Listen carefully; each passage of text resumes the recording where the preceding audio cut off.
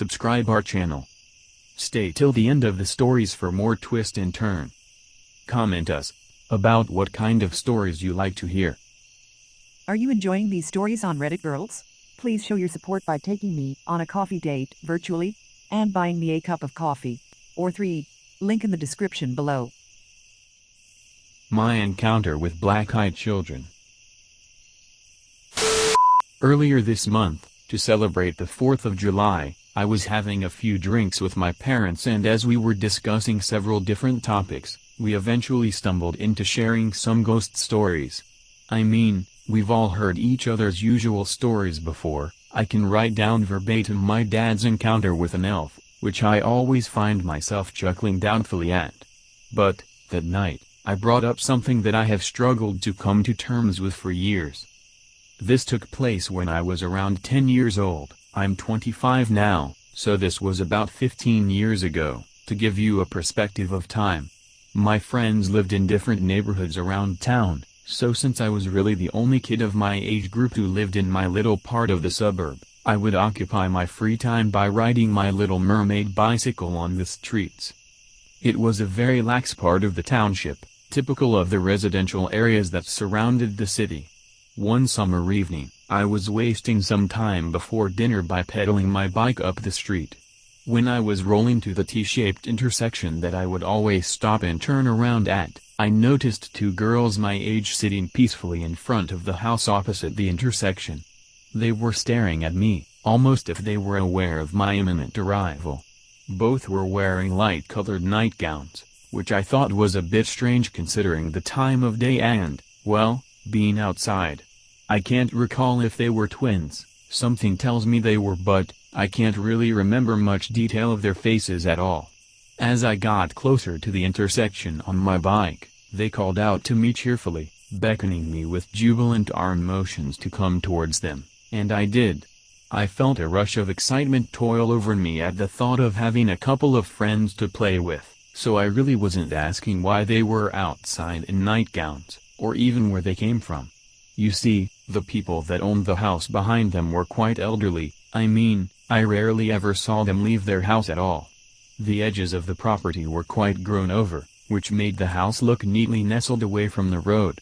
The only thing I thought was strange at the time was that the slight hill that was their front lawn was covered in decorative river rocks, the ones that are smoothly molded by water and look like little dinosaur eggs, and that's what the girls were sitting on. Barefoot, and in nightgowns. How uncomfortable, I thought. They were both talking to me, telling me I should come play with them, and I said I'd love to, but I would have to bike home first and let my mom know where I'd be. They seemed less than thrilled at that idea and were definitely trying their hardest to coax me into staying there with them, telling me I didn't need to tell my mom and that she wasn't that far away. I insisted that I would be back very shortly, and hopped on my bike and pedaled home. When I arrived back at my house, I threw my bike onto the grass and ran up to our front door, opening it partially to ask my mom if it was alright if I played with the two girls up the street. My mom turned around and seemed visibly confused, but she agreed. So I went back. I rode up to the house at the intersection, and they weren't there. I was a little disappointed. I even felt bad for having to run home first. I walked my bike up the driveway and then proceeded to walk up to the door, knocking on it gently. An elderly woman opened the door, and I told her the girls asked me if I could play with them. "What girls?" she asked me, a puzzled look spread across her face. "There were two girls outside just a bit ago. They asked if I could play with them." "No kids here. You know you're the only kid on this street." And she shut the door. I never saw or heard of the girls again. As I was telling this story to my parents, I paused midway to make the disclaimer that I wasn't sure if this was some kind of extremely detailed dream that I had mixed up with my memories, or if it actually happened. My mom, though, she told me she actually remembered that day because she never remembered any children living on our street beside me, and it stuck out to her that I had asked to play with two girls up the road. So, after explaining this story to my parents, I did some research. Apparently, the phenomena of supernatural beings disguised as children, black-eyed children, is an urban legend. I had no knowledge of this being a thing, and although it's debunked, I will say that it's eerily similar to what I experienced with these girls. I don't remember them having black eyes. In fact, it's almost as if their faces are blurred from my memory entirely. They weren't acting ominous or intimidating, but they wanted me to stay with them in the worst way. Ghosts, a glitch in the system, black-eyed children or whatever, I'm struggling to find an explanation, as it's been one of the most puzzling things I've ever experienced. I think they were ghosts since their faces were fuzzy. Encounters and sightings cannot be debunked. They are personal experiences that nobody can say is true or false. You saw strange people is true because you did see them. Nobody can tell you otherwise. So never read about what has been debunked regarding personal testimonies. They're just written by skeptics who can't handle something beyond what they allow as real, because it scares the hell out of them, so they do everything they can to negate it. The fearful always react to the unexplained immediately with "I can't believe it's true" because they are terrified it could be true. But can you tell us the story about your dad seeing the elf? I'm most curious about that. That's what I hear in a lot of demonic or other weird creature sightings, that they didn't really have a visible face. Just black holes where eyes or nose should be. Always deformed. Very, very true. We see over skepticism all the time here in this sub, and it drives me nuts. So many are so quick to chalk experiences up to hallucinations or mental illness without asking some very basic questions. And anyone who supports the post is a kook. What you wrote is extremely true, and I think is important for people to keep in mind when they experience something that they can't explain. I appreciate that. And here's his elf story. My dad lived in a double wide trailer during his childhood, and the area was in a very rural and woodsy part of our state. I'm talking deep woods, the creepy, unnerving, silent type, where the roads are winding dangerously around terrain and bears are commonplace. So, in the middle of the night once upon a time, there was a rolling heat storm with light rain, sporadic thunder, and a lot of strobe flashes of lightning. My dad was startled awake by the thunder and walked out into the hallway towards the kitchen to get a glass of water. As he passed the living room windows, a flash of lightning struck and brightly illuminated the outside of the house. That's when he saw this small figure, perched up against the glass of one of the windows, its hands curled around its eyes to peer inside the living room.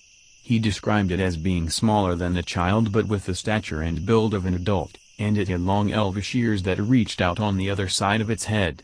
He only saw it for as long as the lightning lit up the outside of the house, and then once everything went back to darkness, he ran back into his room and hid under his covers. He said he told my grandma the next morning, but she didn't quite believe him, and he's been telling me this story since I was a kid myself, and when I was young it always terrified me. That's pretty amazing. Thunderstorms are known to cause tears that open up to other dimensions, so time travel and portals to other realms occur. Many years ago I met a woman who told me she saw an elf behind a tree in her backyard that led to a forest. She wasn't hallucinating or taking a mind-altering stuff because I asked her.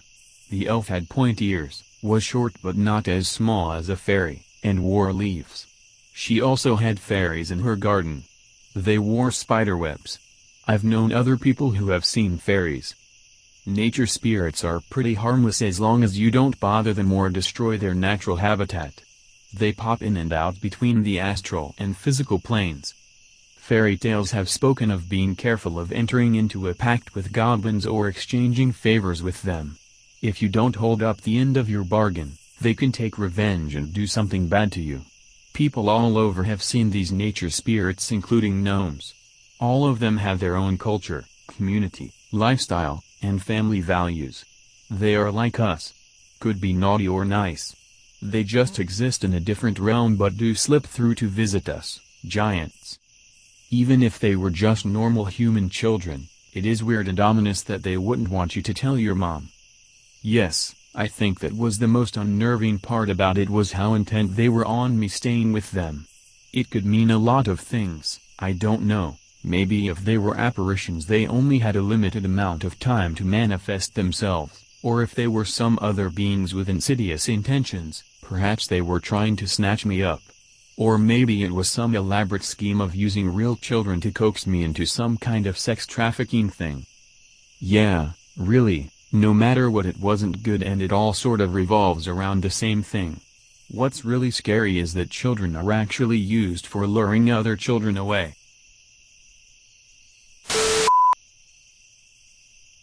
Doesn't sound like black-eyed children, then, which, as you said, are urban legend anyway. Assuming you actually did see and interact with them, as opposed to mixing up a dream with real life or something, they were ghosts or something else. I'm skeptical, but it's an interesting story. So many people believe that black-eyed kids are a real thing, but as I said in one comment to that one guy, black-eyed kids are just made up for an ARG, augmented reality game. The guy who came up with them was Fantastic Daily on YouTube. His channel got deleted, but there is a good video on him by Inside a Mind on YouTube. Just watch that. That guy interviewed him also, and he said that Beck is just made up. This myth has to die already. I acknowledged that it's a myth in my op. I just thought what I experienced was somewhat similar to it. Very interesting. Thank you. They may have been ghosts, but in some legends, non-human beings try to get us to go with them. Fairies, vampires, etc. Black-eyed kids are more than just urban legend, they're real. A lot of stories by credible people on that topic. Tell us about your dad's elf story, please. Thanks. You do realize that black-eyed children are made up, right? There was this ARG guy who made them up for his game. When he confessed that all was just fiction, people got even mad at him. I don't remember his name anymore. Everyone saying that they are real doesn't know better or are lying. I'm sure glad you rode away and didn't stay. God knows what would have happened. Black-eyed children. Wow. How tall? If I've never encountered them before, I've heard that those who do encounter them always get sick. Like nervously sick to their stomachs while being engaged with them in their presence. Although I try to have a healthy bit of skepticism. This is an interesting cryptid / entity / tulpa made flesh, whatever they are, they're an interesting topic. And there are tons of stories, almost as many as the real Men in Black or the Smiling Hat Man. So it makes me wonder. Has it ever been truly debunked? Could these be briefly possessed children? Aliens? IDK, maybe they are bunk. But man, there's a ton of stories from all walks of life in all parts of the world. Good story. BTW.